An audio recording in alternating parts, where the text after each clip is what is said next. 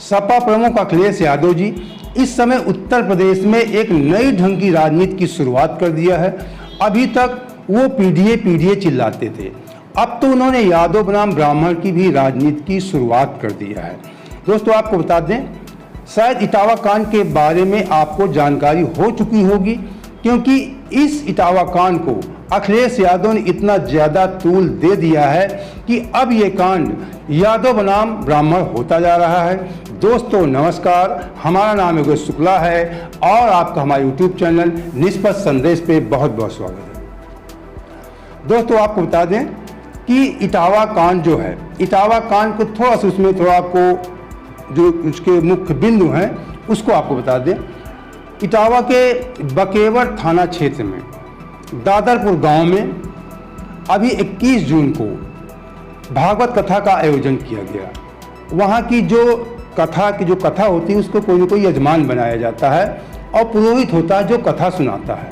तो आपको बता दें, रेणु तिवारी नाम की एक महिला हैं जो यजमान हैं, तो उन्होंने इस भागवत कथा का आयोजन कराने की प्लानिंग किया और आपको बता दें, भक्त यादव उर्फ मुकुटमणि अग्निहोत्री, मतलब फर्जी नाम मुकुटमणि अग्निहोत्री को बुलाया भागवत कथा करने के लिए अपने गांव में, अपने घर पर के ब्राह्मणों का गांव था। और 21 जून से 27 जून के बीच में एक सप्ताह की कथा होनी थी। भागवत कथा एक सप्ताह की हुआ करती है। जब 21 जून को कथा प्रारंभ हुई तभी ब्राह्मणों का गांव था। जो ये मुकुटमणि अग्निहोत्री जी थे उर्फ भक्त सिंह यादव जी, ये इनका आधार कार्ड है, मैं अभी लगा रहा हूँ, देख लीजिए। जो उन लोगों ने जिनके यहाँ ये कथा हुई उन लोगों ने सारे प्रमाण दिए पुलिस एसपी के पास जा करके। तो इनकी पूजा पद्धति को देख करके उन लोगों को शक हुआ कि ये ब्राह्मण समाज के नहीं है।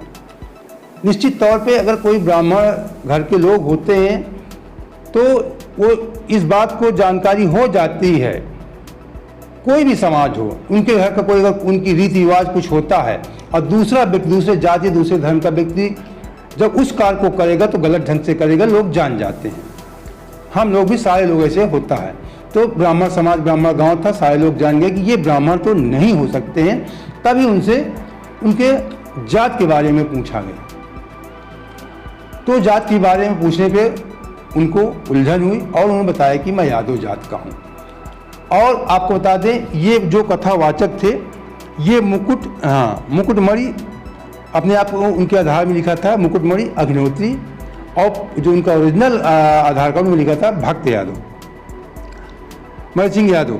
और उनके साथ में थे संत, ये कानपुर के रहने वाले लेकिन प्रेजेंट टाइम में इटावा में रहते हैं। संत सिंह यादव ये औरैया के हैं। श्याम कठेरिया ये बकेवर के हैं। अब ये जो घटना हुई ये 21 जून को कथा हुई। 21 जून को कलश यात्रा वगैरह निकाली गई। उसके बाद 21 जून को हुई। अब 22 जून को एक घटना हुई जो ये आरोप लगाया गया ब्राह्मणों के ऊपर कि इन्होंने उनके बाल घुटवाए और नाक रगड़वाई जो यजमान थी उसके पैरों में, और गांव वालों के सामने माफ़ी मंगवाया, ऐसा आरोप लगाया जाता है। आप बता दें कि ये पप्पू बाबा नाम के कोई व्यक्ति, कोई ब्राह्मण थे, उन्होंने इनको बुक किया था 21 से 27 के बीच में। ये यजमान बताया महिला रेणु तिवारी थी। और फिर ये घटना होने के बाद जब ये मुकुटमणि जी जाते हैं एसएसपी ऑफिस, तो वहाँ पे आरोप लगाते हैं कि 25,000 रुपये और एक सोने की चैन हमसे छीन ली गई और सारा सामान, हमारे जो वाद्य यंत्र थे सबको तोड़ दिया गया। और इसमें फिर जो जिनके ऊपर उन्होंने आरोप लगाया वो 4 आरोपी थे, उन आरोपियों को गिरफ्तार भी कर लिया गया। इसमें आशीष 21 वर्ष का था, उत्तम 19 वर्ष का था, मनु 24 वर्ष का था और निक्की, जिसे एसएसपी ने खुद कहा कि निक्की मुख्य आरोपी जो बाल घोट रहा है, इनकी उम्र 30 वर्ष थी। अब ये सारे आरोपी गिरफ्तार हो गए और इस मामले को जब वीडियो वायरल हुआ तो अखिलेश यादव जी को पता लगा, उन्होंने इस मामले को तूल देना शुरू कर दिया और उन्होंने सपा ऑफिस में बुला करके इन लोगों को सम्मानित किया। 51,000 रुपये देने का वादा किया, 21,000 रुपये लिफाफे में भर कर दिया और साथ में वाद्ययंत्र, हारमोनियम और ढोलक भी दिया और तमाम तरह के आरोप सरकार पे लगाए और ऊंची जात के लोगों पे लगाए। हम आपको साफ साफ बता रहे हैं और आगे थोड़ी बताते हैं आपको कि रेणु और उनके पति, जो रेणु तिवारी थी, उनके पति ने गंभीर आरोप लगाया कि इन्होंने हमारा कलश यात्रा के दौरान हाथ पकड़ा था। उनके पति ने बताया कि हमारी पत्नी जब हमसे बताया तो इनसे हमने नाराजगी जाहिर की। हाथ के उन्होंने बताया कि हम सपा प्रमुख से हमारे अच्छे संबंध हैं, हम आपको घर से उठवा लेंगे, ऐसा उन्होंने आरोप लगाया। अब इसमें कितनी सच्चाई है ये तो जांच का मामला है, पुलिस कुछ समझेगी इस बात को। आपको बता दें, रेणु तिवारी ने एसएसपी के सामने जाकर कहा कि हमारी भागवत कथा खंडित हो गई। कोई भी पूजा अनुष्ठान जब होता है और बीच में खंडित हो जाता है तो अशुभ माना जाता है।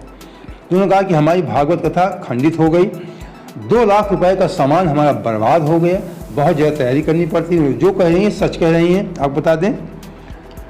और रेणु ने एसएसपी से ये भी कहा कि इनको कड़ी से कड़ी सज़ा मिलनी चाहिए।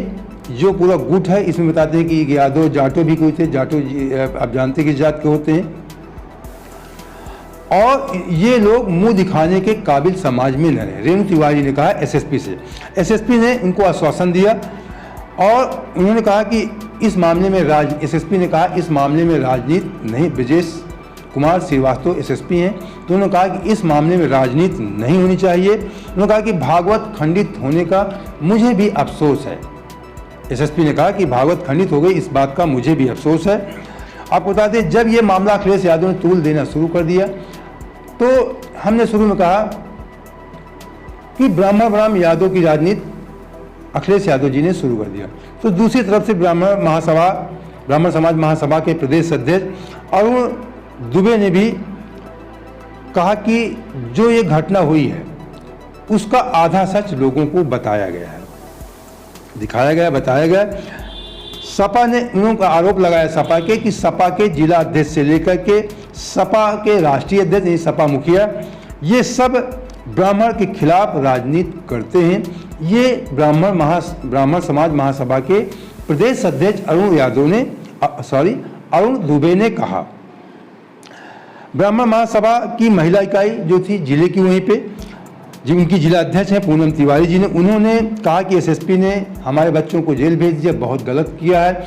उन्होंने क्षेत्र की जिले की सभी महिलाओं से आह्वान किया कि सभी लोग दादरपुर गांव पहुंचे और सच सामने आना चाहिए, सभी को सच्चाई जाननी चाहिए। आपको बता दें, अखिलेश यादव ने कहा कि प्रभुत्ववादी और वर्चस्ववादी ये लोग हैं और ये लोग चाहते हैं कि किसी का वर्चस्व न होने पाए इस तरह के सनातन के कार्यों में। उन्होंने कहा कि ये लोग वर्चस्ववादी और प्रभुत्ववादी लोग इस बात की घोषणा करें कि ये पीडीए का मतलब था पिछड़ा दलित अल्पसंख्यक, इन लोगों से कभी दान नहीं लेंगे, दान की सामग्री या कोई भी इस तरह का सामान नहीं लेंगे। अब अखिलेश यादव जी को ये बात समझनी चाहिए कि ये जो मामला कर रहे हैं प्रभुत्ववादी वर्चस्ववादी, मामला यहाँ पे कथा का चल रहा है। अब यहाँ पे दान लेने देने की बात नहीं है। आपने नाम क्यों छुपाया? नाम छुपाना गलत बात है। अगर सही नाम बताए होते तो जो ये इतनी बड़ी घटना घटित हो गई, ये घटना ही न होती। वो पोस्टर में देख लीजिए, उन्होंने लिखा है कि आचार्य पंडित मुकुटमणि।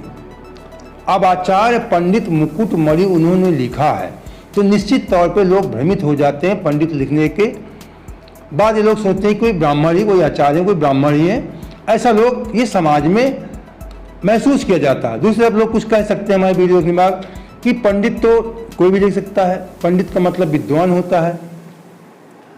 अगर पंडित का मतलब विद्वान होता है, आप सही कहते हैं, ये हिंदी है, उसकी परिभाषा उसके मीनिंग पे मत जाइए।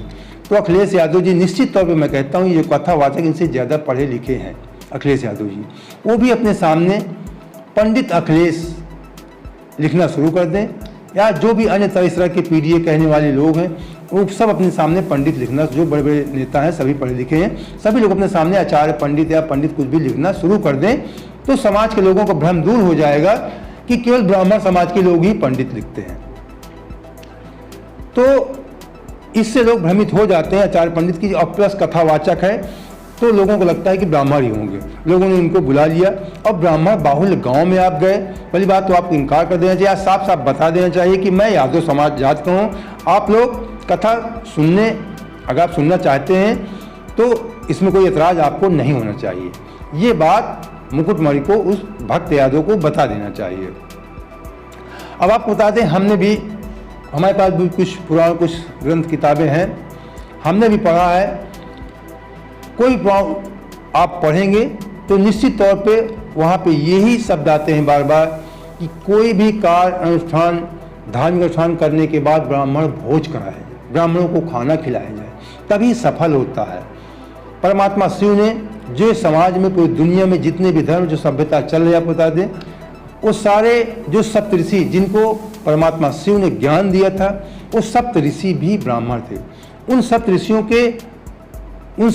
के जो उनकी जो मतलब कहने का मतलब आप जाति कह सकते हैं, जो गोत्र था, वही गोत्र ब्राह्मण समाज आजकल इस प्रेजेंट टाइम में इस्तेमाल करते हैं। हम लोग उनको बताते हैं कि हमारा फला गोत्र है। वो सप्तऋषि भी ब्राह्मण थे जिनको पहली बार मानव सभ्यता का ज्ञान परमात्मा शिव ने स्वयं दिया था और पूरी दुनिया में जाकर घूम करके प्रचार प्रसार किया था एक सभ्यता के बारे में, समाज को जागरूक करने के लिए। और दुनिया के सारे धर्म उन्हीं सप्तऋषियों के जो द्वारा ज्ञान दिया गया, उन्हीं से कहीं ना कहीं जुड़ाव रखते हैं, आपको बता दें। तो अखिलेश यादव ने साथ में ये भी कहा कि उन्होंने कहा कि अगर दोषियों को सज़ा नहीं मिलती है तो आंदोलन किया जाएगा। मतलब आंदोलन की भी धमकी दें, मतलब सीधे तौर पे उस मामले को तूल दिया जा रहा है, जबकि कार्रवाई हो चुकी है। उस चारों आरोपी गिरफ्तार कर जेल भेज दिए गए हैं, लेकिन मामले को तूल देना, राजनीति करनी है यादव बनाम ब्राह्मण की। हमने कहा कि नए ढंग की राजनीति शुरू कर रहे हैं।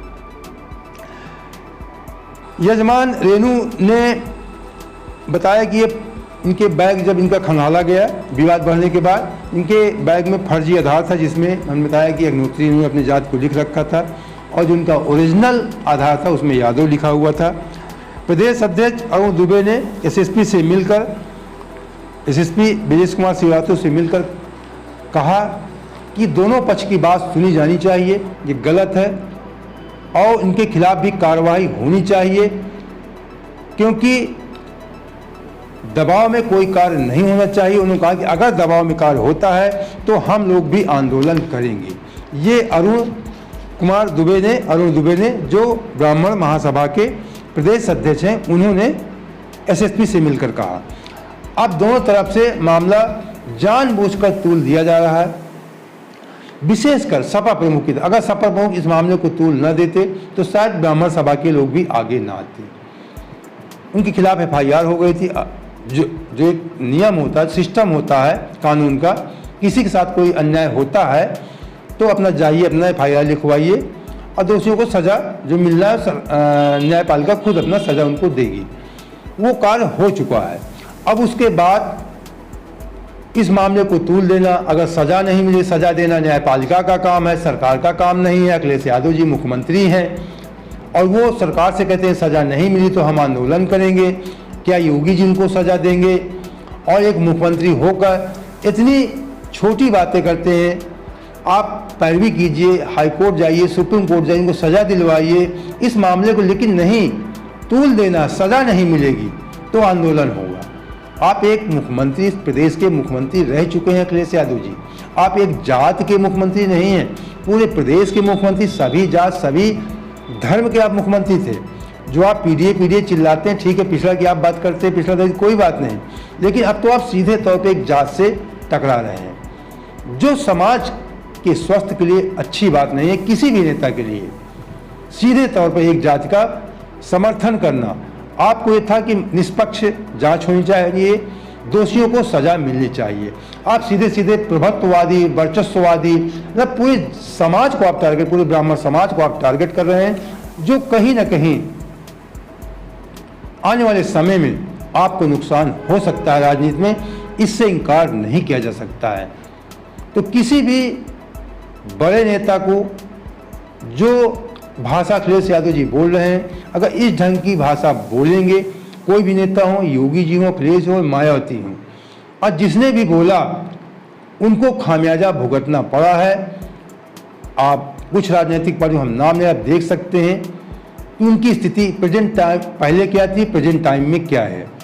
अगर आप एक जात को लेकर समर्थन करेंगे, दूसरी जात को टारगेट करेंगे, तो निश्चित तौर पे उस राजनीतिक दल का पतन होता है। इस बात से आप कोई व्यक्ति इनकार नहीं कर सकता है। तो दोस्तों, उम्मीद करते हैं कि आपको इसी प्रकार की निष्पक्ष खबरें जरूर पसंद आती होंगी। अगर पसंद आती हैं तो हमारे चैनल सब्सक्राइब कर लीजिए, और वीडियो अच्छा लगा है तो लाइक करके दोस्तों को शेयर भी कर देना। जय हिंद, जय भारत।